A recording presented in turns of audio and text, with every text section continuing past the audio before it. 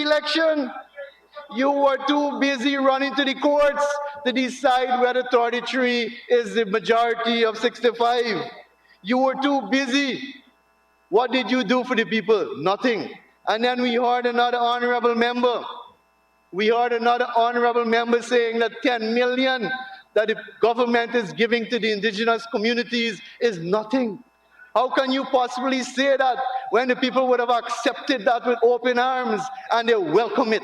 Because 10 million would work towards small economic projects that would bring income to the indigenous communities and create employment for those people, because they are more at a disadvantage than us on the coast. That is why our government took the initiative to distribute over $1 billion to the indigenous communities.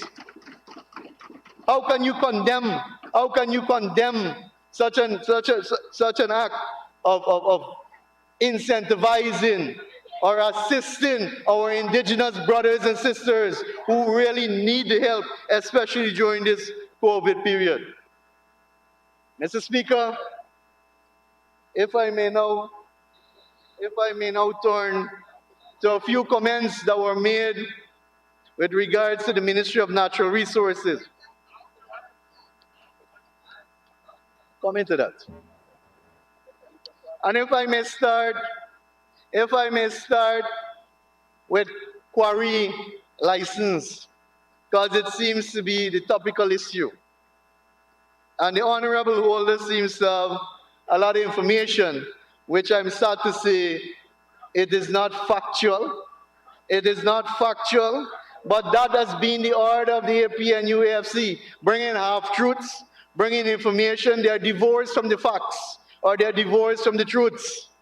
Mr. Speaker, our production over the last few years have been between 500 to 600,000 tons of aggregates. That is what we produce every single year for the last 3 years. Mr. Speaker, the demand for aggregates in Guyana last year was 850,000 tons. It means that we are underproducing. We are significantly underproducing. And the APNU AFC government realized that. And instead of boosting the production, instead of giving license to people who have the capacity and the resources, what did they do? They import aggregates. They import aggregates using foreign currency, which they were not generating, to import aggregates when they could have boosted local production and create employment. Instead, what they did is to import aggregates and add VAT it. Mr. Speaker, our government removed VAT on aggregates so that we can help that sector, so that we can help the construction sector. Mr. Speaker, in 5 years, the APNU AFC issued 3 quarry licenses. 3 quarry licenses, Mr. Speaker. And if the honorable member had his information correct, he would tell you that one never produced a brick or a stone. The other one is the smallest quarry operation we have in the Quarantine River. And the other one, Mr. Speaker, is the one that he claims is a friend of our Vice President. Mr. Speaker, that license was issued under the APNU AFC government. So the comrade, or the honorable member, seems to be divorced from the fact. But he should have known that, because the very person used to be his employer. But Mr. Speaker, I like to keep it professional and don't get into personal attacks. But the honorable know what is the relationship between himself and that operator. Mr. Speaker, we have not issued, I want to say clearly, we have not issued any quarry license. So again, the honorable member is misleading the House.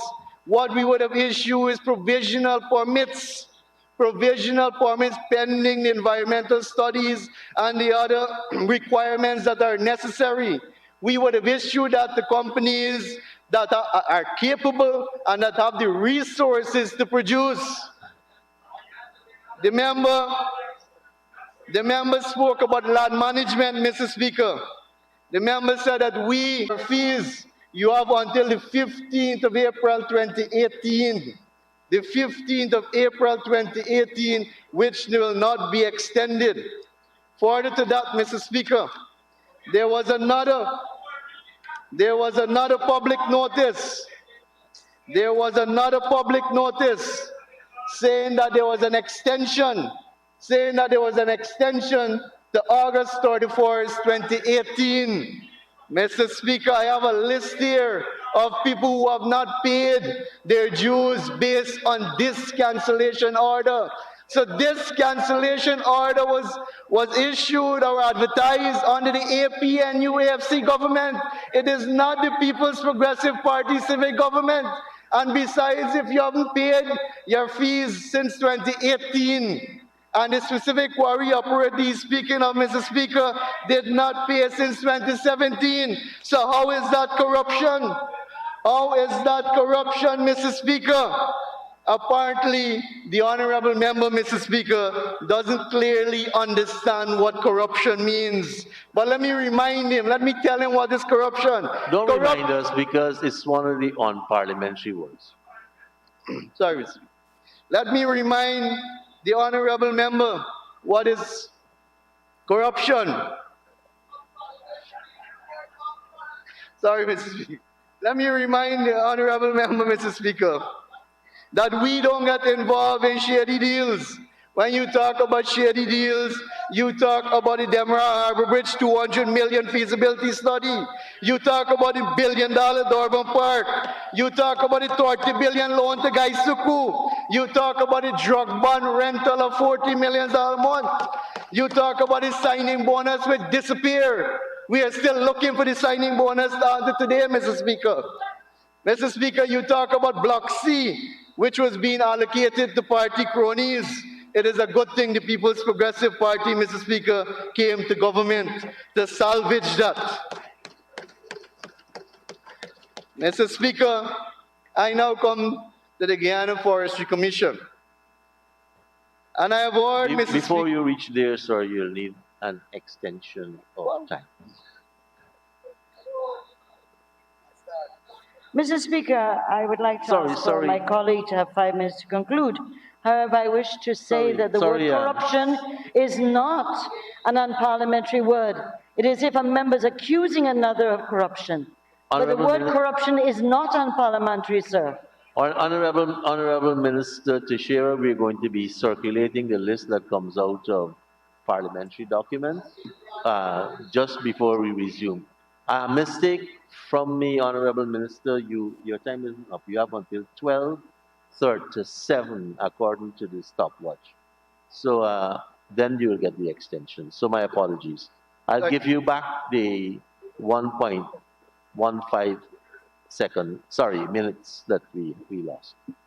Thank you, Mr. Speaker. Mr. Speaker, I now come to the Guyana Forestry Commission. And we have heard stories yesterday, because the position of the Guyana Forestry Commission when we took office is that the Guyana Forestry Commission was bankrupt, unable to pay staff, unable to pay basic utilities. That is a fact. That was the position of the GFC on August 2nd, 2020. Mr. Speaker, we have heard yesterday that the People's Progressive Party used $1.3 billion from the Guyana Forestry Commission. Mr. Speaker, it means that the Guyana Forestry Commission was doing well under the People's Progressive Party. Because if $1.3 billion was used and almost $1 billion was inherited by the AP and UAFC government, then it means that we left a viable forestry commission to the AP and UAFC. And in 5 years, they would have destroyed one of the best sectors in this country. It is embarrassing to know that our country is covered by almost 87% forests, but yet our forestry commission is bankrupt. Yet we are producing at 30 to 35% of our allowable cuts, Mr. Speaker. Yesterday we heard from the Honorable Ramsarup that we are forcing loggers to produce. Mr. Speaker, something is definitely wrong.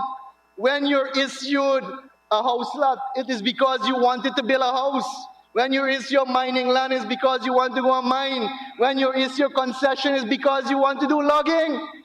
So if we are forcing loggers to produce, it is a good thing. I don't see how that is turned negative, because the loggers will make money, the forestry commission will make money, the country will make money, employment will be created. So we should be commended for encouraging the loggers to produce more, honorable member. We should be commended for doing that, because we are only producing at 30% of our allowable cuts.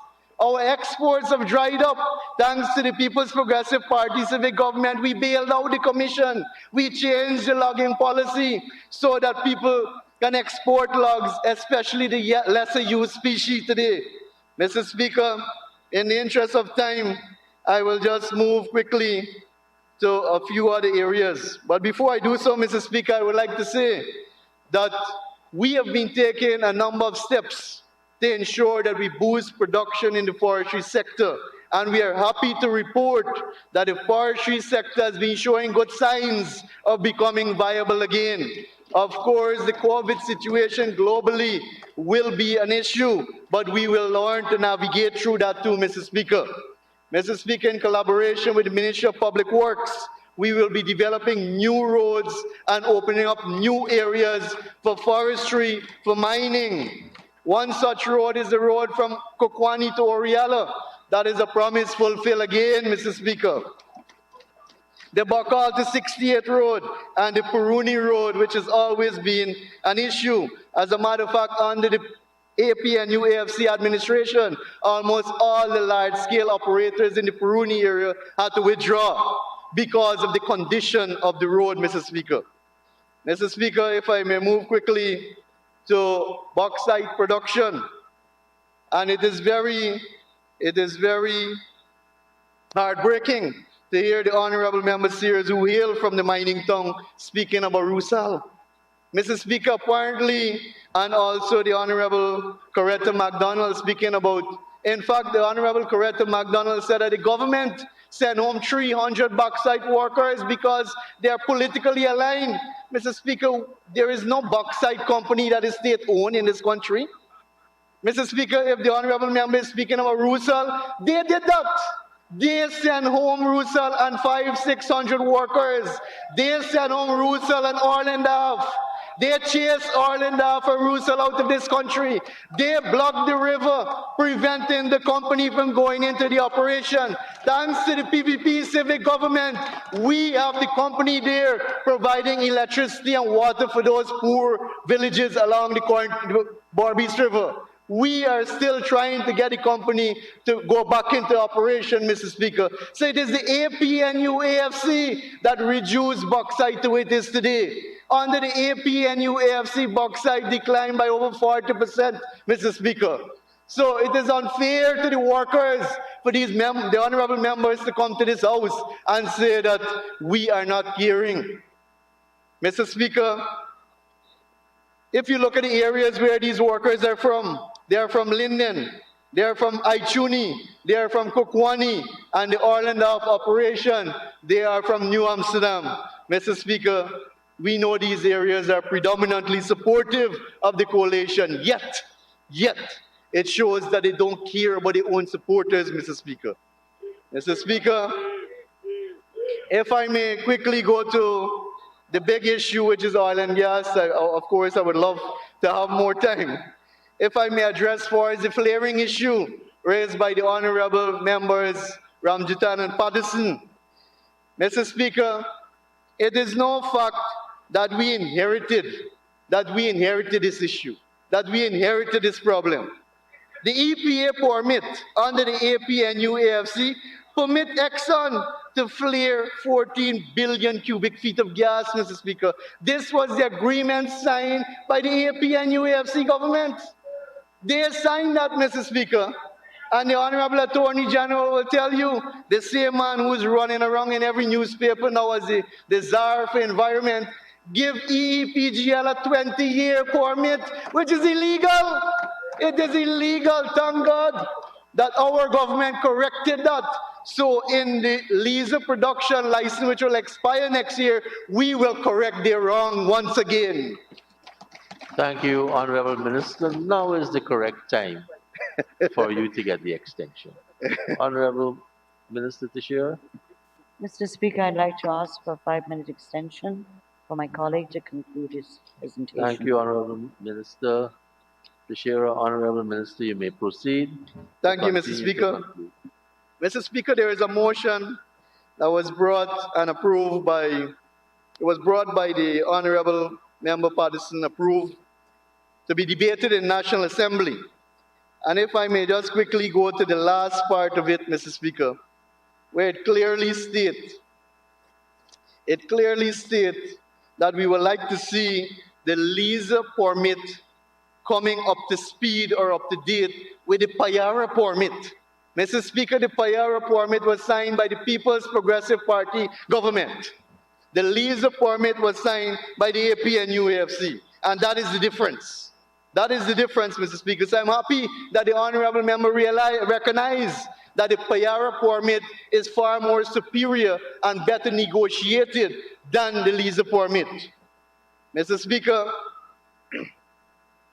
our hymn tune for the oil and gas sector will and always be transparency and accountability.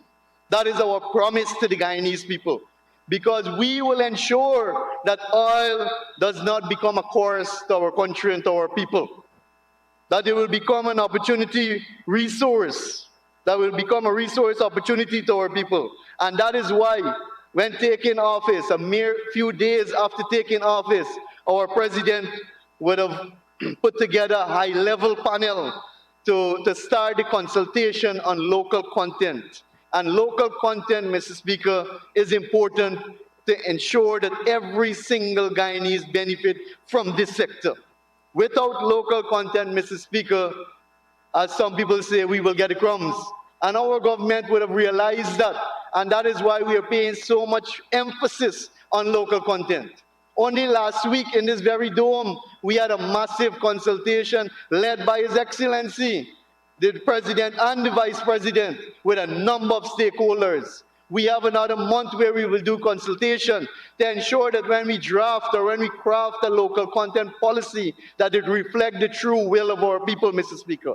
Because we realize that local content is important, but at the same time we need to build capacity and we need to train our people to ensure that we develop this important sector. Mr. Speaker, we will ensure that we continue to work and nurture this sector in collaboration with our investment partners and, of course, to derive the benefits from the sector. Mr. Speaker, as we know it, we have 8 blocks with 14 international oil companies operating in Guyana, the latest being Qatar Petroleum Company. And Mr. Speaker, this again is evidence that investors are now flocking our shore. Investors are now coming to Guyana because they have the confidence in the economy, because they have the confidence in the government to come and invest in our country. Mr. Speaker, in the next few years, by 2024, Guyana will see its third FPSO sailing to Guyana. We would have the Liza Unity and the Prosperity FPSO joining the Liza Destiny. However, those 2 FPSO will produce double the capacity of the Liza Destiny right now. So, Mr. Speaker, in other words, it simply means that by 2024, Guyana will be producing over 500 million barrels of oil per day, Mr. Speaker. And that is why we have ensured that we will invest and that we will use the resources from the oil and gas sector to benefit every single Guyanese through world-class education, health, infrastructure, security. This is what we will ensure that we do, Mr. Speaker. Mr. Speaker, one of the greatest problems that we have in Guyana is power generation, the cost of power generation, the reliability of the power generation as well too. So that is why, Mr. Speaker, our government is embarking on the Gas to Shore project that was spoken to at length by the Honorable David Patterson. It is a project, Mr. Speaker, that the Honorable member himself would have done a study as Minister of Public Infrastructure. So to come to the House and to criticize the project, Mr. Speaker, is saying that you're being two-faced. Mr. Speaker, we will ensure that we pursue with that gas energy project, because that project will reduce our electricity generation by more than 50%, fulfilling another campaign promise by the People's Progressive Party civic government. Mr. Speaker, I know my time is running, so in conclusion, Mr. Speaker, I wish to commend Budget 2021 for passage through this National Assembly. And to those who are not in support, it means that you're not supporting job creation. It means that you're not supporting investments. It means that you're not supporting cash grants to our children. It means that you're not supporting subsidy to our pensioners. It means that you're not supporting transparency and accountability and a better life for all Guyanese. So I encourage you to get on board and move Guyana forward as one people, one nation, with one common goal. Thank you, Mr. Speaker.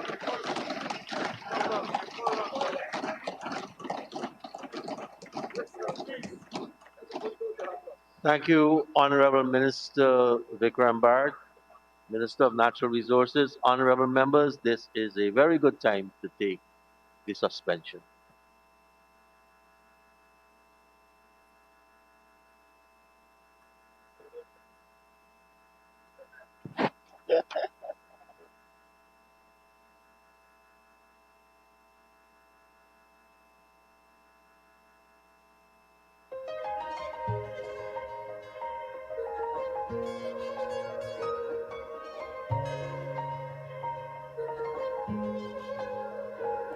We are a peaceful people, struggle is we struggle, and we don't look for trouble, just ask around.